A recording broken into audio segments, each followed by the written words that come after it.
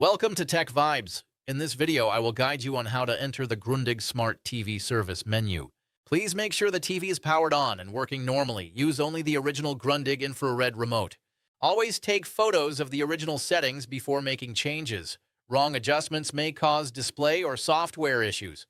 Now let us start with the service menu access methods. Method 1, most effective Grundig service menu code. This is the most widely working service menu method for Grundig TVs. Keep the TV powered on. Press the menu button on the remote, then press 0, 0, 0, 0 in sequence. The Grundig service menu will appear on the screen. If this method does not work, do not worry. Now try the next method. Method 2, alternative service menu code. Keep the TV powered on. Press the menu button on the remote, then press 1999 in sequence. On some Grundig models, this opens the service or factory menu.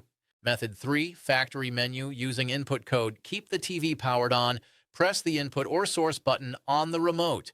Then press 2580 in sequence. This method works on some older and mid-range Grundig TVs.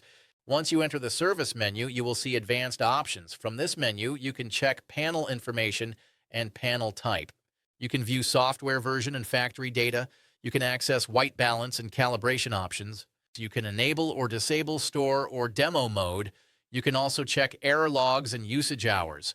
Do not change calibration values unless you are a trained technician. Now I will explain how to exit the Grundig service menu safely. Press the power button once on the remote. Let the TV shut down completely. Wait for 10 seconds, then turn the TV on normally. This ensures the TV boots without software or display issues. If this video helped you fix your Grundig Smart TV problem, please give this video a like. Share this video with your friends who may need it. Subscribe to Tech Vibes for more real and practical TV repair solutions. Thank you for watching. I will see you in the next video.